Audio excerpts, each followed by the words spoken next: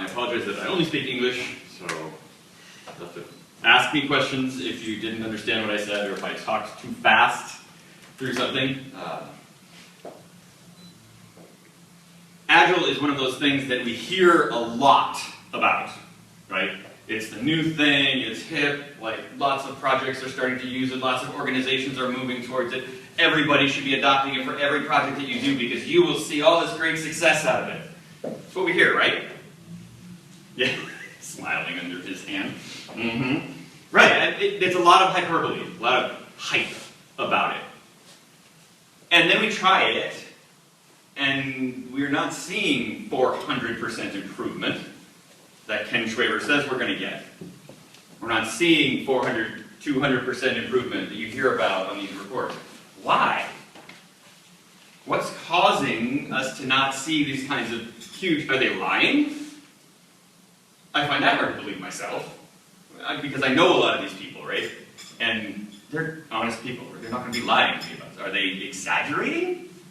What are they doing that's different than what I see in so many organizations that I go to? So I run Whitewater Projects, which is a consulting agency. We do training. We're doing a training right now for Allegro, right here in town. We also help people adopt agile practices, and that's different. There's a difference between getting training and adopting agile practices. So I will go into an organization and work with them for sometimes months on end to help them transform their organization from the inside out into an agile organization. It's not as straightforward as it sounds, right? You can't just learn a few techniques and suddenly you're an agile organization. There's more to it. But I want to talk with you first. So what I want you to do is turn to the person next to you and talk for a minute about projects, specifically if you've seen agile projects. How many of you have actually worked on agile projects? A few of you. Okay. Specifically if you've worked on those, let's talk about what worked and what didn't, and if you saw failures, what failed. But even if you haven't worked on agile projects before, I would like to hear from you about those projects that you had that didn't go so well. What caused your projects issues and trouble? What caused them to struggle? I'm not saying what caused your projects to fail. Nobody wants to talk about that.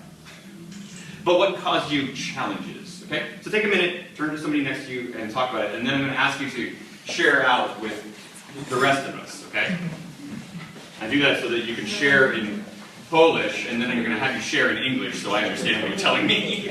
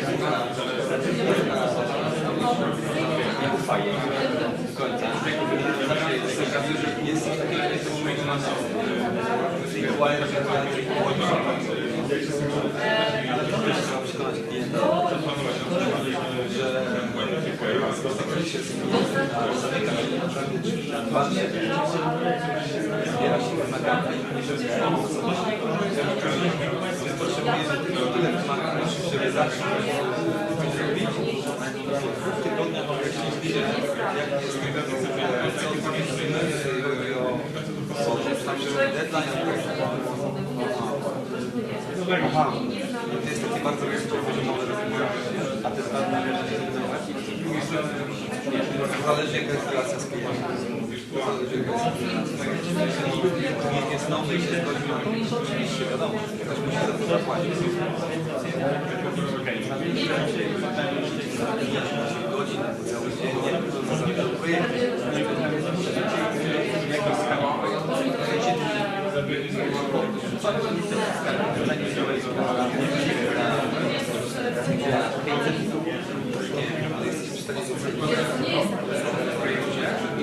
wszelkie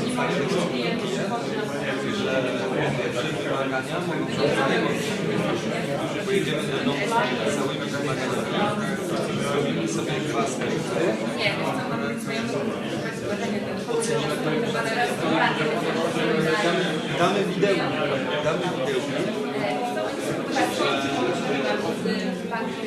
czy w ogóle to jest realne, czy możemy kontynuować Wrap up your conversation, take a minute and come up with a couple of things to share.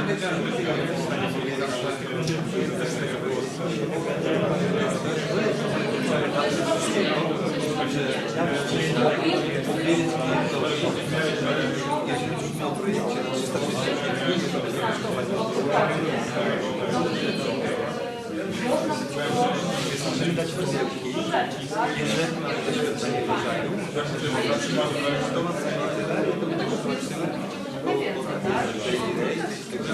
Okay, we can come back to bring it back in here.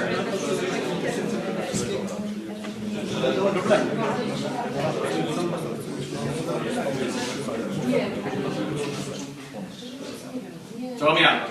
What'd you learn? What'd you say? What were the things that caused projects to... Yeah, okay, the first thing that comes up is requirement gathering and documentation. Okay. Requirements gathering, documentation. Yeah, what if you are agile and your client is not? Comes from waterfall. That's a good... How my colleague here said, okay, we're waterfall, and what if you're agile? How do you agree on requirement? That's the whole thing, right? How do you determine what's important?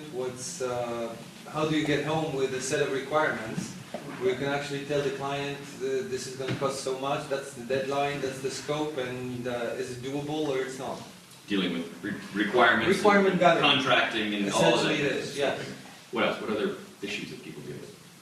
I think this is similar. Agile with fixed price projects. Yeah, but it's not about like waterfall versus agile. It's like every client requires a quote, right?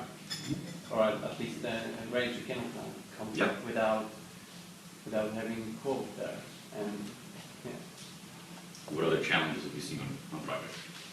Virtual teams? Virtual teams. Okay. So what causes problems with virtual teams?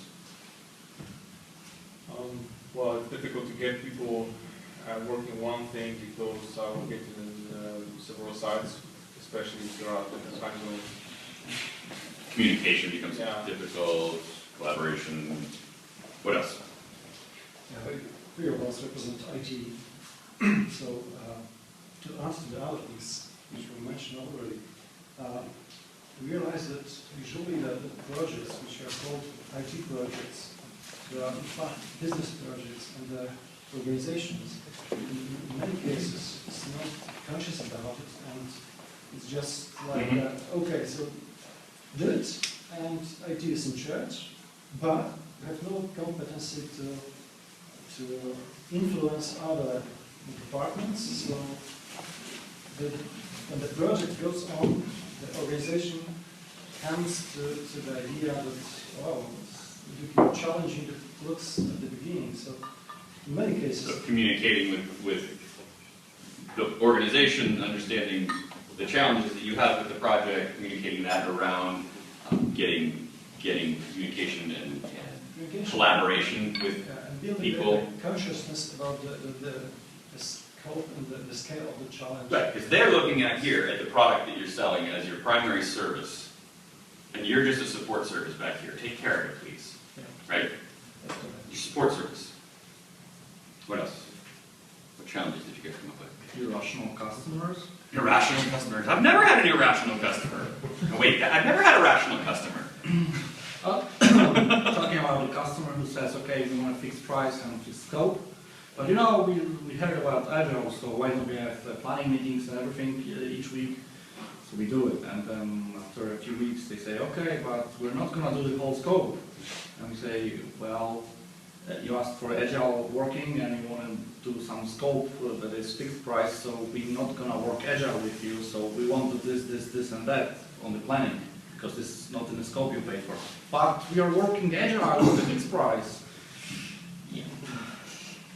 That agile with a fixed price, we could have a whole conversation just about And that. fixed scope. Yes, well, of course, we have to fix and, budget for it, and schedule, right? You have to deliver it on time, so fix all three of them. That works all the time, even when you're not doing agile, doesn't it? Of course not. What else? What other challenges did you come to? I have no experience with agile. It's Yeah, only that's fine. waterfall. What causes challenges on traditional projects? I have like 15 years of traditional project experience, so before I started doing agile, so. But in waterfall projects like SCP projects, all problems are this change requests, new requirements, so as people said.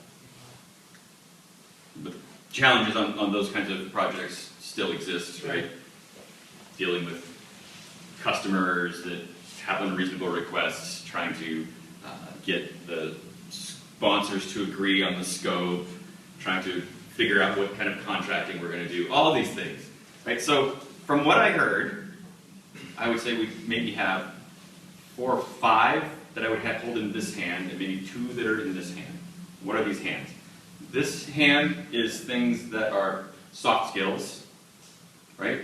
These are dealing with people, negotiating, dealing with relationships, team building, remote site stuff, that's team building things. How do you do that over here? A couple of them had to do with more hard things like how do you do scope for fixed price, fixed. And we can talk about that and how that's different out there, because it's very different in an agile project and it's totally doable. But you need to understand a fundamental difference between what you're trying to do and what agile was designed to do. And it's not designed to do what you're just asking me to do. Right? Well, these 3. But the real thing that I have seen time and again when I go into organizations is that there's this 80-20 that happens. Most of the problems that we run into are problems with people, right? They're culture problems within your organization, agile or not, right? The thing that agile does is it amplifies that. It amplifies those problems that you're going to have because it says you have to have these things in place, right? It sets up structures like you need to have co-located teams. So if you don't have co-located teams, then you're not doing agile. Yeah, okay, right. But what it's saying is, if you aren't having co-located teams, then recognize that that is going to cause you trouble. You need to do some extra things to grow your organization with that. The question I have, though, is in so many trainings that we do at PMI, we focus on the hard stuff over and over and over again, right? How many training seminars have you gone to for estimating or building a Gantt chart, building a work breakdown structure, right? We can do these things all day long. If you go to anybody been to Scrum training? A couple of you. A lot of that is the hard stuff, right? How do you do estimating? How do you write a story card? How do you do iterations? A lot of the problems we have, though, are soft things. That's why I can teach classes all day long, but if an organization really wants to be transformed from the inside out, you need somebody to come in and help you change the way you work, the way you react and interact with each other. Because there's a difference between the culture and tools and techniques. This is the 80-20 that I was talking about. There's a difference between the way we have traditionally worked, I traditionally worked, and the way agile things work, right? You can learn these tools and techniques, but there's this glass ceiling that you'll run into. Classes will teach you the tools, but if you don't have an organizational structure that supports agile approaches, you will only see this much improvement. What do I mean by that? Not many organizations are like Allegro. I know of like a handful, literally, in the world that I have seen that have gone from traditional waterfall organization to Agile. Meaning, they flipped the switch and said, we're going to do it full. Our whole organization, most of our organization, is going to go full on Agile. When you do that, you break down these silos. The problem that happens most often, what happens when you're doing Agile implementation is you're in IT, right? And what's IT? So you have an organization that's this big. I wish I had a whiteboard. I die without a whiteboard. You have an organizational structure that is delivering, what does your organization deliver? What's your main product that you sell? Integrated IT solutions. IT solutions? Hardware. Hardware? Services. Hardware services? Okay, hardware services, banks. You're selling something up here, right? Your customers are buying this thing up here. And then you have sales, marketing, and accounting, right? Finance, you have some IT over here, right? All of these organizational structures are in support of the primary product line, right? Right? You agree with me? Yeah. So all these folks are supporting this. Then you have IT, and inside IT you have infrastructure and maybe database group and maybe what are they, server operations and software support team, help desk, and over here somewhere is the software development group of people or implementation group of people, and somewhere within that is this group of people who are trying to implement Agile. Right? So this little tiny group down here. Now, Agile was not designed to do that. And what are the things that Agile requires you to do? Right? What does Scrum say you have to have? Dedicated teams. 100% dedicated teams. Everyone on that team needs to be 100% dedicated to being there on that one project. A dedicated product manager whose job it is to only do that product. It's not going to happen. Not from down here. So this little group decides they're going to try and do it, and they start doing Agile within their group, and they get some growth, some improvements, but not 400% improvement in delivery. Because there's no way this tiny little group is going to impact this huge organization. This organization is moving down that way. And these little guys are like, pebbles in the street, and they're getting run over by the car. They're not going to move it. So you have this glass ceiling, right? These organizations. The other thing you run into is these people saying, we're going to do Agile, we're going to do Agile, we're going to do Agile, and the infrastructure team is not. Yes, you can do Agile with infrastructure teams. Right? It's called DevOps, and you bring the two together. But look up DevOps if you're interested in that, DEVOPS. It's the whole study of how you do Agile approaches with infrastructure. But you've got this team doing Agile, and then you've got this infrastructure team over here. We're not going to do it.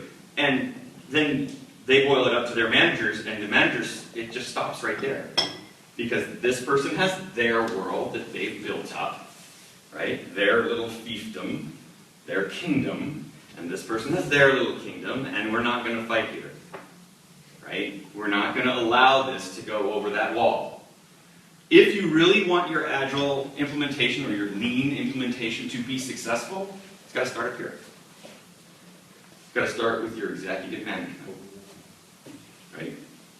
Has anybody read the book Lean Thinking or The Toyota Way? If you haven't read them, those are excellent books to read. Jeffrey Liker wrote The Toyota Way, and I happen to know the guy.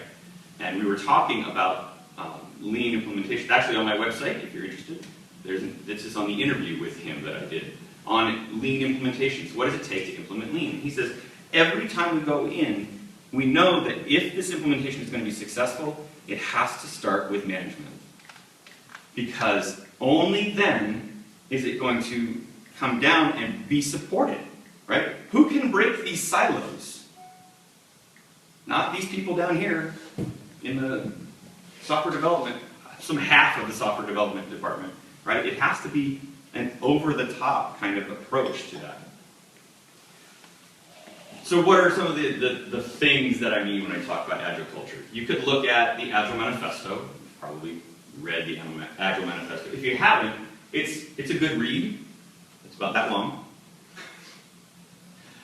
This is what a lot of people point to as being, if you're Agile, you do these things, right? So what makes up Agile culture? It could be a million different kinds of things. You might look at this. I wouldn't say that this is culture necessarily.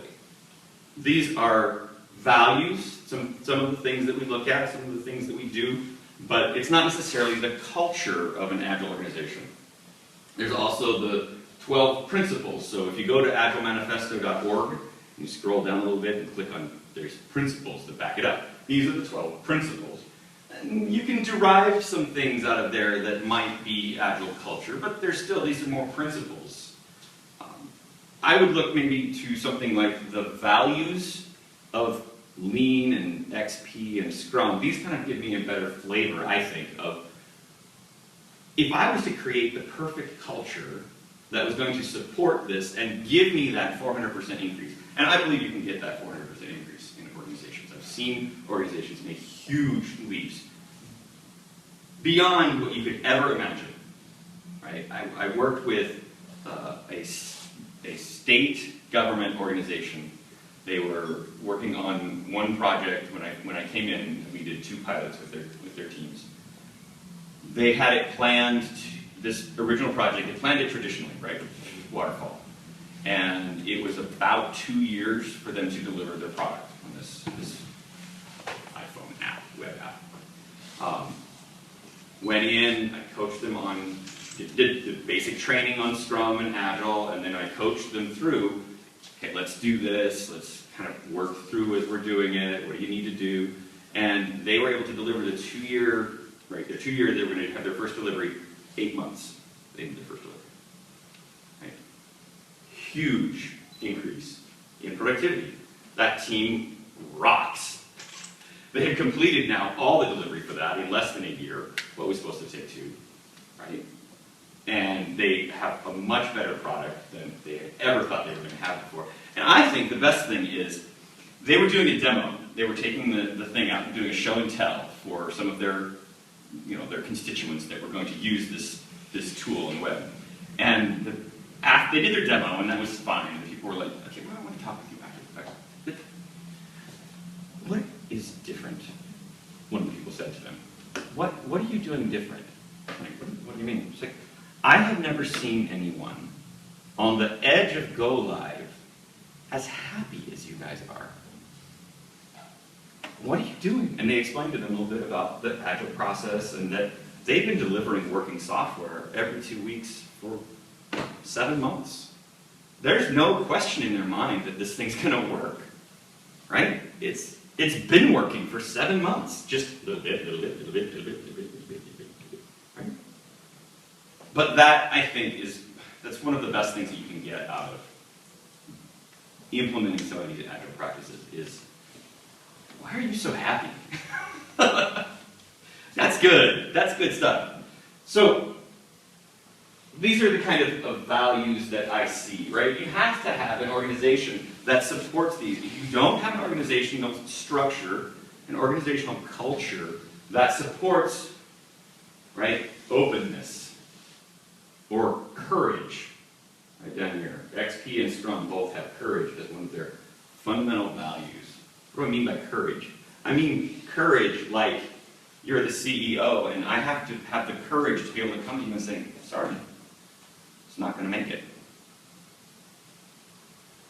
And the culture has to be such that the CEO is willing to hear that and receives it openly, right? Doesn't go, well, yes, you are. Yelling doesn't help.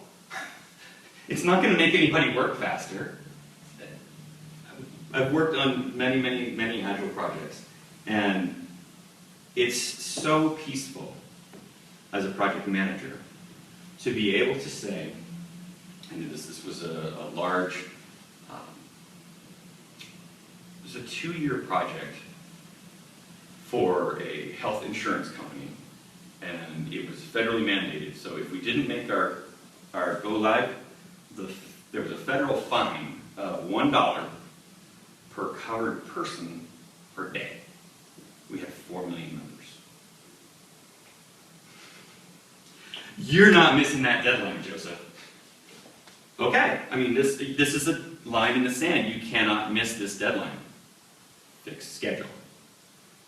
You cannot miss these requirements because it's federally mandated. Fixed scope. So, we started into this project, got working on it, got to a point where the team's ability to deliver was at a point where I could actually measure how are we doing? How are we going to hit the deadline? We weren't going to hit the deadline. By like 4 months at least, which is very, very bad. You know, your heart kind of sinks when you finally do the math on it and you go, geez. So I looked at it, and there were some things that we didn't absolutely have to do. There was this thing, I don't know if you're techie type folks, but they wanted to put in what's known as a canonical XML backbone. We had lots of data systems, and a canonical XML backbone says, I'm going to put in this generic language that allows all these things to plug into it, and then they can transfer data back and forth instead of writing an interface for each one of them. Does that make sense? Mm-hmm. You can see how this would be freakishly complicated. And it was. And so I'm like, okay, fine. But this is like, everybody wants this. So I put together what I call the perfect storm PowerPoint presentation that said, here's the things that are going wrong that have caused the, we had staff turnover, we had technological problems, we had systems that didn't do what we were told they were going to do. It's never happened before to anyone. Just me. Okay. and here's the presentation. Here's our team's velocity, their speed of delivery. Here's what we have left in the backlog, all the work. Here's the math, product owner. And now I can just step back. What used to be, oh, I'm sorry, we're behind schedule. And then, right, the sponsor's going, what are you going to do about it, project manager? You need to get us back on schedule. Becomes, here's the information. What are you going to do about it, sponsors? I don't perform magic. I can't magically make things happen. So, what are we going to remove? Because we have to hit this deadline. We can't remove any of the federally mandated things. This is what the XML backbone will cost. Out it comes. It was a very easy conversation, which, under traditional approaches, I would not have wanted to have that conversation. But we had a culture, we had built up a culture that allowed that conversation to happen in such a way that it was open, right? Openness. And we were all committed to the work. The teams, the sponsors, everyone had that commitment to getting the work done. We trusted each other, right? We respected each other. We knew that the people were trying to do a good job. Just illustrations of just a couple of these, because you could go into all kinds, I mean, there's a million of them there, right? So do we want to talk about all of them? No. Let's just talk about a couple of examples. These are some lean principles, right? Kaizen, are you familiar with continuous improvement? Kaizen. This is a cultural environment that is built up within lean organizations. Toyota is very well known for continuous improvement, right? You're always inspecting and adapting and making things better. In Scrum, we do, at the end of every 2 or 4 weeks, right, we do a retrospective where we look back at that last 2 weeks and say, all right, how did we do? And what can we get better at? That's the Kaizen moment, right? Inspecting and adapting. This concept of shared accountability. If we're working on a project together, it's like all being in a rowboat, right? Or a canoe. And we're canoeing down the river, and I spot a hole in your side of the boat. There's a hole in his side of the boat. All right, we're in the same frickin' canoe. We're all going down. You cannot claim victory by yourself if the project fails. Well, I wrote some really good code. I think I should get a raise. I'm sorry, the project failed. You all went down together. or you all succeeded together, right? We have to create a culture in which there's shared accountability. I'll tell you a story about that. Oh, and respect for people, right? I'll talk about that in a minute. So, is anyone familiar with an undone cord? Cool. In Toyota, in many manufacturing plants, there's this cord. See it? It's called an undone cord, and what it does is, I'm a machine worker working on the line. I'm working on these cars as they're going by, and I spot something wrong. Safety, quality, I dropped my wrench, whatever. I grab the cord and I pull it. It stops the line. The entire plant stops when I pull that. And I, fix whatever happened, or my manager comes down and I say, okay, what I see is, I see this, and I think it's been caused by, and we try and figure out what the problem is as quickly as we can, and we get the line going again, pull it, the line moves again. Called an undone cord. Every person who is hired in this lean organization is accountable to pull the undone cord. When you are a new hire, and you're hired, you start working on the line, probably don't start working the first day, but when you start working on the line, it's your job to pull that cord. If you see a problem, that's respecting people, right? Every single person, down to the last nut turner in the line, can pull that cord and stop the whole plant. And they do. So, talk about continuous improvement a little bit. The people do pull the undone cord. Here he is pulling it on the side. One story out of the Toyota Kata. If you're already doing some Agile, or you've talked about and you want to know what are people talking about right now in Agile and Lean circles, Toyota Kata. Excellent book. Get the book. The Toyota Kata. Right? Kate, you know what a kata is? In martial arts. A kata is like the standard moves that they'll do over and over. Right? It's a practiced set of things that happen. I used to do martial arts, don't anymore. Right? And you do them over and over and over and over and over and over and over until they are rote within your body. In this book, he talks about one of the plants that he's heard about where the undone cord is pulled 1,000 times a day. Right? That's what they're set up to do. They've got the cadence, the takt time, the cadence at which they deliver computers. I'm an IT guy. At which they deliver cars is set up to allow for about 1,000 pulls a day. Right? There was a time when, in this particular factory, the number dropped to 700. What do we do? If you see that drop to 700, where normally you've got 1,000, what's the first thing you would do? We would party. Look at this improvement, right? We've cut the number of times we've had to stop the line, right? Actually, what happened was the general manager called an all-hands meeting and said, we need to talk. Brought everybody together and said, we've dropped from 1,000 to 700 pulls a day. Which means probably one of two things. Either you're afraid to pull the cord. Don't be. Pull that cord. We need to keep the quality up. Or we're not pushing ourselves enough to improve. Let's lower our amount of inventory. Let's take out that slack that we've got, whatever slack you've got in the system right now, to push us to the edge of the envelope so we get that number back up to 1,000. 1,000 per what period? 1,000 pulls per day. Per day. Yeah. Doesn't it mean that it actually is It really only stops for a few seconds.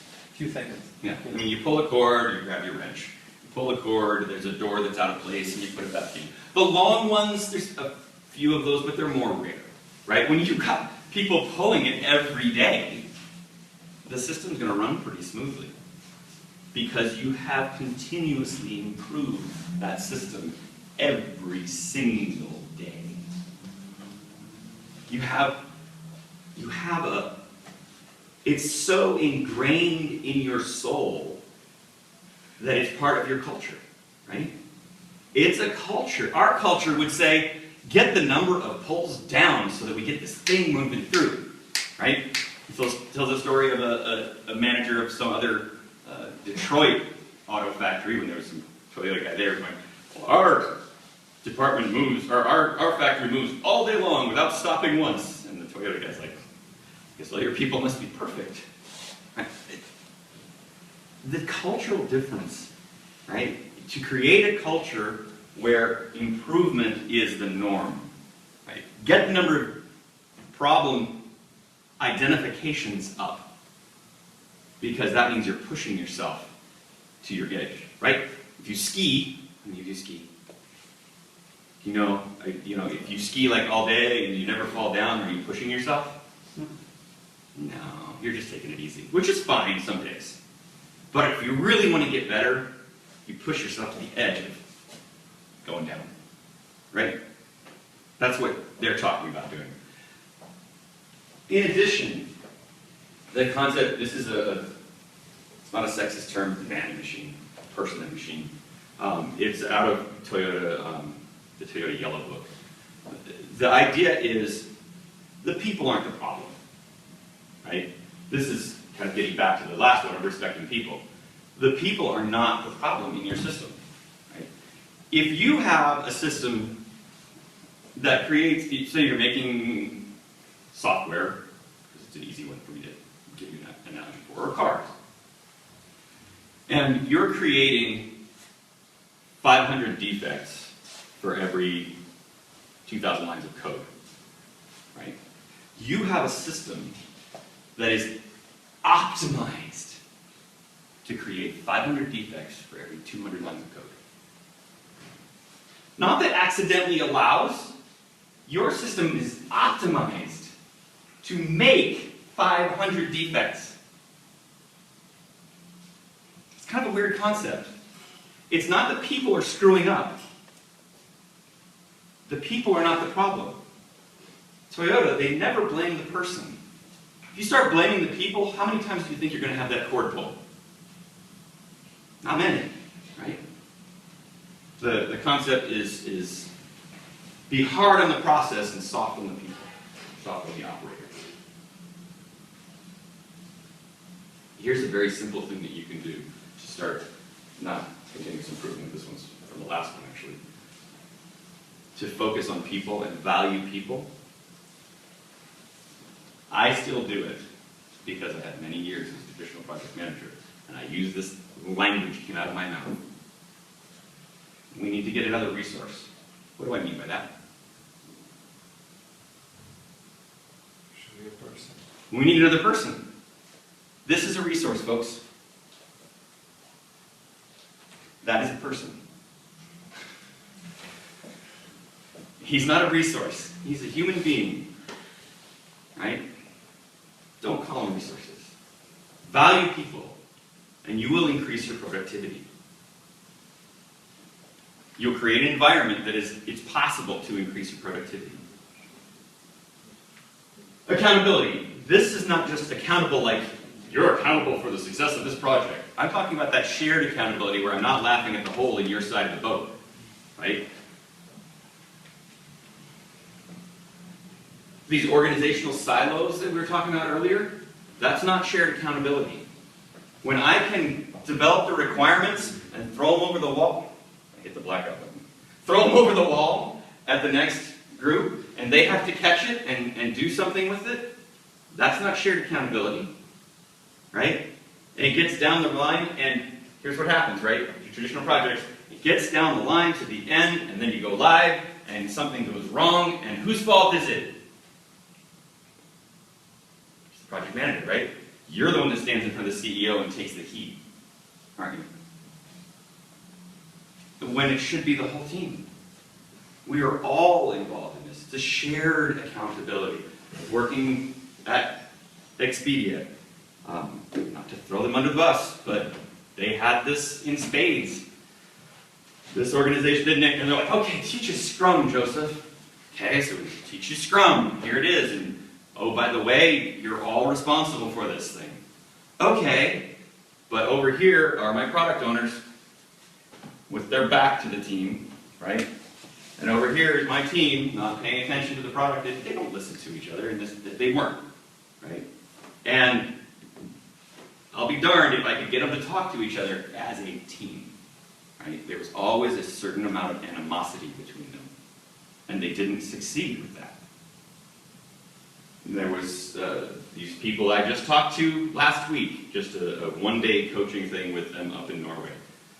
And one of the worst things that they dealt with was these people don't share, the teams are siloed, they don't share accountability, right? The development team is trying to do agile, but the legal department, the finance department, the HR and the support organizations don't, and they don't care. The name of my company is Whitewater Projects. It's because this is where I do agile most often, right? Whitewater is like whitewater rafting. It's exciting and dangerous and can be fun, but it's not the normal smooth waters where agile makes perfect, smooth sense. Right? It's a challenge. They had the same problem that Expedia had, right? The people were siloed and not taking responsibility. The Department of Licensing, on the other hand, right? Those are the folks that delivered in 8 months, which should have taken 2 years. We had so beautiful. The development team and the testers and the UI folks and the product owners were all they all moved into the same general location, not like sitting on top of each other, but within the same general office space. And by the maybe 4th or 5th iteration, the UI developers, user interface developers, were saying, you know what, I really want to learn how to code a little bit. Just to get some of that. And the coders were like, I'm going to learn some of that. How do you use that balsamic thing? Balsamic is a wireframe generator, right, software. It was so cool to see them coming together and sharing responsibility for this thing going live. And that is what made them able to deliver just rocket speed. That team was so cool. So what do you do? What is a culture? Right? I talked about it a lot, but what really is a culture? And how can you create a culture? There's several different cultures up here. Right? You guys have business culture, and it's a Polish culture. This is my daughters are Irish culture. Some little Japanese. So a little hint, if you go to Japan and you're handing a business card to someone, you don't just hand it to them like this. You hand it to them like this. Right? Full hand. Different cultures have different needs. What is culture? Culture, in the context that we're talking about it, so I'll take away these other things. Culture that we're talking about within an organization is, I believe, the cumulative experience of all the people that are there. It creates, within that organization, a set of accepted norms, right? Accepted normal behavior, a set of attitudes toward different events, right? When something happens, this is how we respond. Something happens, this is how we respond. Your underlying beliefs about the meanings of things, right? If this group over here in that department says jump, this group of people says how high, right? That's an accepted relationship because they have the power and this group doesn't, or whatever the reverse of that might be. It's a common understanding as well of some implied meanings, right? So like pulling the Andon cord, there's different beliefs. When I say, what would you do? Our response, most of us, would be to celebrate when the number goes down, because we must be improving. And their response was to say, no, that's not good. We need to get the number back up. It's a completely different mental state. Right? So, how is this business culture formed? I think it's formed formed by repeated reinforcement through events, right? You have something that happens, and it reinforces whatever your belief was, or it challenges it, and that creates cognitive dissonance, right? Mental stress. When something doesn't show up the way you think it is, that causes your brain to go, that's wrong, right? It's like all those mind games where you show the two faces, right? And are they faces or are they vases? Is it a vase? And your mind goes back and forth. That's cognitive dissonance between those two things. I believe it's formed by the leaders of the organization, right? It has to come from the top down. If you want to have it really be, if we were a culture of people and there were 3 of you who were executives in here, and the 3 of you were always fighting, right? You kept your kingdom, and you kept your kingdom, and the 2 of you never would share things, and when it came time for budgets, whoo-hoo, right? And then one day, something changed, and the 2 of you started cooperating. What do you think the cultures of all the rest of us, say that half of you were his people and half of you were his people? To begin with, whenever you were asked to work on a project together, in that first where they're always fighting, what would you guys do whenever you were on projects together? Yeah, you'd fight. You wouldn't out and out start duking it out, but you wouldn't necessarily be cooperating. I've got more important things to do. Oh, I'll get back to you on that. Right? That's a little difficult right now. Which, if you're in Japanese culture, saying that that's difficult is basically saying no. I just learned that last night, actually, while I was doing some research. But now you guys are cooperating, right? Something changed. You went on a corporate retreat with some nut, and he brought you together, and you were suddenly cooperating with each other. Now what happens? Not immediately, but a month later, or 2 months later, when you guys are on projects. Right? Your corporate culture is influenced by your leaders. But most often, it's completely without thought. How many of you, does anyone have a culture that's deliberate, where you know that people have built this culture deliberately? No. Most often not. It's not really thought about. And we need to think about it if we're going to be successful, because your culture needs some things, right? We all know that collaboration is what we need in knowledge work, right? If you're doing knowledge work, your people need to learn to collaborate together. If you don't have a culture of collaboration, you need to build one. You have to give it some thought and make it happen. How do you maintain this culture over time? Because it's one thing to establish a baseline in terms of culture. It works for a certain amount of time, and then suddenly you find out that it just goes. And how do you maintain it? I That's the think challenge. it takes deliberate work, right? You have to make a deliberate effort. It's an everyday work, right? Absolutely, absolutely. And I'm glad you asked. Look, you're making my segue to the next point.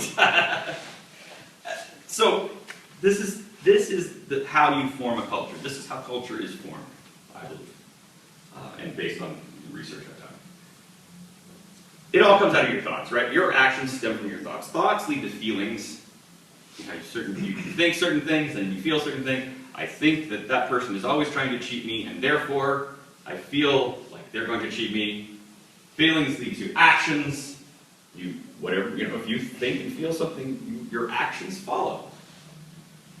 Actions lead to results, whatever the outcome is, right? That result then becomes part of our history. And that history then influences my thoughts next time, which influence my feelings, my actions, my results, which part of my history, influence my feelings, around and around and around. So how do you change it? You have to, I believe, create a new history, right? You have to start creating events, Start creating opportunities for people to experience this new way of being and be deliberate about continuing to feed that. After a while, it hopefully becomes like a snowball, right? And it grows by itself. But it takes deliberate action to make it happen. You think of it like this, right? You've got this current condition, and this is my target condition. It doesn't just go wham, right? It's going to have to grow and change over time. The first thing you have to do is become aware of your current culture. Have you ever done a cultural inventory? What are the common beliefs that we have within our organization? What do we value? I'll tell you, what you spend your time on is what you value. So take a look at that. You know, do we spend time collaborating? Do we spend time getting to know each other? When I'm teaching this class, it's hard to teach the soft stuff, right? You have to do that day to day. But intermixed with all of the rest of the class, I put little exercises that I say, basically, here is a thing, let's do it. You do this little exercise. Now, what I want you to do is take that back with you and do this with your teams, because that will help reinforce the culture that we're trying to get to, right? Building teams, getting closer. You have to become aware of your culture that you've got right now in order to move to a new place. Okay? You have to decide what you want. So here's where we are. This is classic, isn't it, right? Systems analysis and new system design. Where are we now? Where do we want to be? What are our impediments? And then create new experiences that reinforce the new behavior that you want. And you'll go through this in Lean, they call it plan, do, check, act, plan, do, check, act, plan, do, check, act. What we've in traditional waterfall has done plan, do, check, act, like this. In Lean and Agile, we do plan, do, check, act, plan, do, check, act, plan, do, check, act. Just do a whole bunch of little ones, right? So you'll want to do that with this, right? Become aware of where you're at. Figure out where's my target, set an intermediate target, plan my way to get there, do it, figure out if it worked. If it did, go for the next target. If it didn't, figure out why. Right, plan, do, check, act, plan, do, check. And I think you need to, kiss, kiss. Keep it small size, keep it super simple.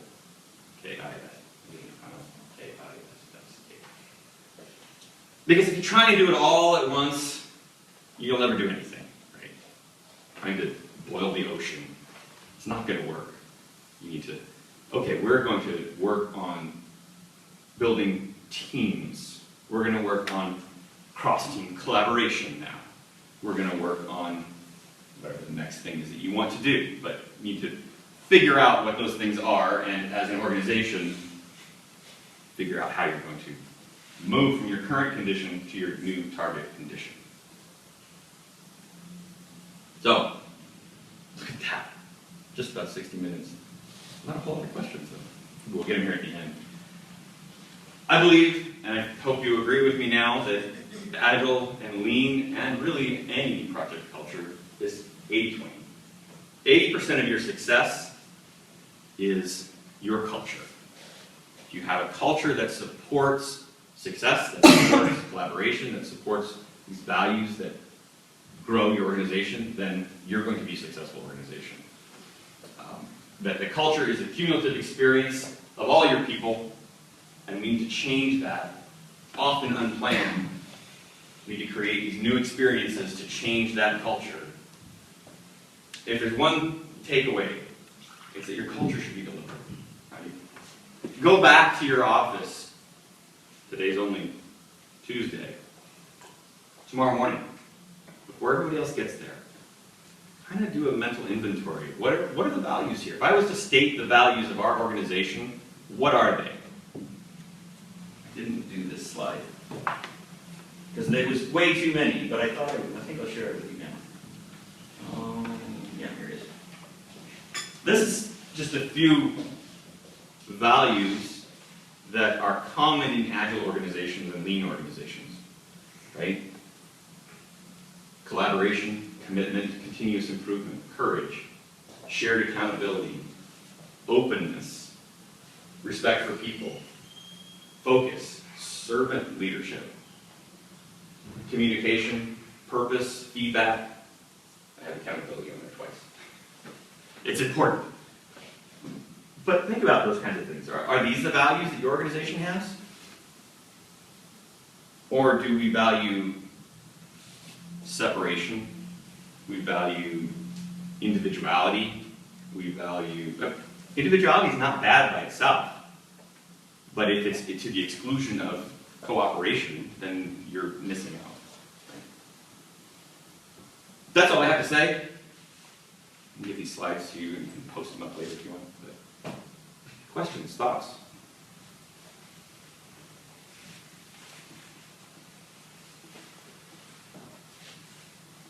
What are your experiences? I saw a lot of heads nodding, so. I have a question about the exercise that you mentioned. You said that you are doing with people some exercises that then they are to take them and do their team collaborating or something like that. So what are the exercises that you can do with your team to recognize what are the values? It wasn't necessarily doing those. You have to think about that. Or to maintain or to introduce new? Yeah. I think one of the most important things that our teams need is to get to shared accountability, right? Commitment, openness, focus, respect for people. To get to those things, they need to know each other. How much do you know about the person that sits in the next cube? Or in the next office next to you, right? We did a couple of exercises today, right? One of them was called Journey Lines.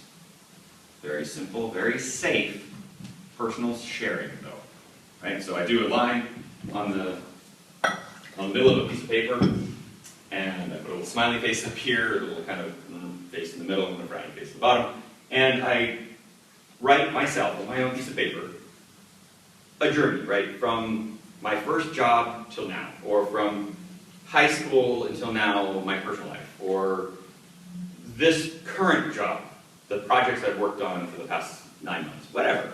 But I talk about, these are the events, and he was really happy and really sad. I got laid off from this job, but then I got this great other position. And if I then share that with someone else on my team, right, then they get to know me, I get to know them as more than just the person in the next queue. It's more than just the tester or the developer or the UI person or the server maintenance person, right? I get to know them as Bob, who has 2 kids, a boy and a girl, and his wife is a teacher, and I know more about that person than just their job. And that connects me a little bit more, right? Start to build relationships. If I know you, I can then trust you. If I don't know you, I don't trust you very much. I mean, I won't maybe just not trust you at all, right? That's kind of extreme. But I'm not going to really trust you to be open to say, can you look at this thing that I'm not sure how well I did on this, right? Can you help me with the quality of this? Can we work together on thus and such and improve our organization? Those kinds of exercises to build up teams and break down walls. Some great books on that: 5 Dysfunctions of a Team, Emotional Intelligence, Crucial Conversations. I can give you a list if you're interested, but there's lots of good stuff out there on developing teams. Actually, I was just telling them today, the 5 Dysfunctions of a Team. Has anybody read that? It's a fantastic book. Fantastic book. And there's a workbook that comes with it that you can get in addition to it. 5 Dysfunctions of a Team tells the story in story form of a woman who was hired to be the CEO of a .com in Silicon Valley. But her history is in the automotive industry. And the .com is failing, and the people are like, why in the heck are you putting someone who has no experience in IT or startups as the CEO of this .com. And the reason is she has stellar team building skills. And they go through in the book all the things that they're doing, the dysfunctions that they've got, and how she works them through those things to become a high-performing team. Some of them leave. Right? Some of them stay. And you'll be surprised who leaves and who stays. It's a very fun book. But it's told in a narrative format, which is very fun. First half. Second half gets more into, this is what was happening, this is how it works, this is and the workbook goes into, hey, here's a bunch of exercises to help you work through these different dysfunctions that your teams probably have. What's the title of the book? 5 dysfunctions of a team. Good question. Others? Come on. Okay, you mentioned this software development team which came across the glass ceiling because of the walls built by other silos, legal department, finance team. Is it possible that legal department works agile, or is it only about that they are aware that software development team is working agile and Could be we either somehow one. adjust our processes for them? It could be either one. Probably the latter would happen first, that they would at least be able to say, okay, these people are working in this weird and new different way. How can I interface with that? My normal interface is this way, and I don't fit anymore. So how can we adapt and work together, right? Through communication and openness, continuously improve that relationship. Come together. Legal department, development group, how can we work together? Let's develop some ideas. Let's try them out. Plan, do, check, act. Let's take 2 weeks, try these things out. If they work, great. If they don't, let's try something new. Continuously improve that. They may end up going to using some kind of lean or agile approach. Can the legal department use Scrum? Probably not. But Kanban works great. I've used Kanban with marketing departments, I know of an automotive company that uses Kanban, not just Toyota, but actually they use Scrum. The WikiSpeed car uses Scrum. But lots of different organizations use Kanban. It doesn't have some of the constraints that you have with Scrum. There was a question here. Yeah. Do you have any other examples of a successful transition from a traditional way of building software to agile? Because all these words, they look great. But when you face corporate inertia, big corporations, this is close to impossible. Especially when you said that it's 80% culture. It's close to impossible to go to talk to the finance guy, marketing guy, legal guy. It's just you probably know better than I do. Who initiates the talks? People, it's all about immediate gratification. Okay, do you have working software or you don't? No matter what method you use. So if you want to do this kind of cultural transformation, like big time cultural transformation, it really does have to start high. Yeah. Does it have to be the CEO? It has to be someone who can influence the CEO. Right? Well, there's one organization back behind you. John Deere. What is it? Allegro. Oh, okay. Yeah. Flipped the switch and went agile for the whole organization. Did that work for them? It's better and better. Okay. Yeah. That's good to hear. John Deere, they flipped the switch, went all the way. Okay. Go to lean.org if you want to see a humongous group of people who've done lean implementations all over the world, all different kinds of industries, not just software. So, Joseph's opinion, Agile is the software development implementation of lean. Prove me wrong. That's what my belief is. Agile is really basically lean done in software. So every single organization that uses lean is an example of how you can be successful. successful. And they have these same values, right? These are lean values. To convince the company to respond to Agile, we need to say that the best practice is to address the needs with the CEO as high as possible. But it's also typical that